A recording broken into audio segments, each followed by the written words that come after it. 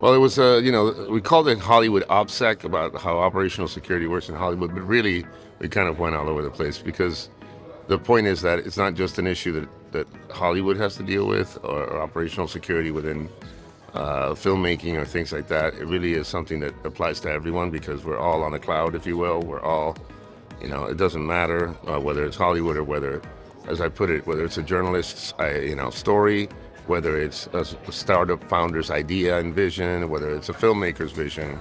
At the end of the day, we are protecting data, right? We are protecting what is ultimately the things that make the world go round now, from an idea to its implementation. So we kind of were talking about that as a whole and what it means, especially since everything is based on shared, and the importance of identity. I think the perimeter in the past used to be this idea that we were protecting applications and networks, and that's not true.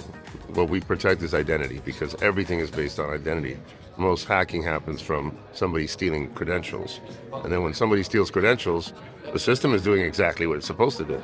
So how would you know that it's not that person in there? So how important identity is to what we do from the perspective of safety and security.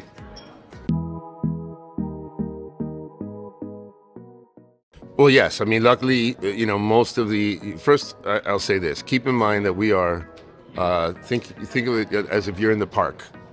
We are using public services, whether it's Gmail or whether it's whatever. These things are in the public. So you can't expect the level of privacy you think you should expect when you're in a public place, okay? But identity is the mechanism that gives you at least the perception of privacy, okay? So what they can do is, utilize whatever is allowed to you, like two-factor authentication, turn on all of these different whatever capabilities you can to better authenticate yourself that it is you. That's from a technical perspective the most important. And the other is to really don't trust anything that you see. Because it's virtual, people tend to think that because something is virtual, it has no physical impact, because the opposite of virtual is physical.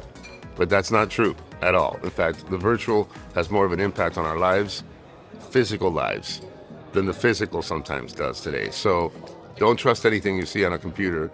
Validate it. Question it. Okay? Question, is that my cousin who just emailed me?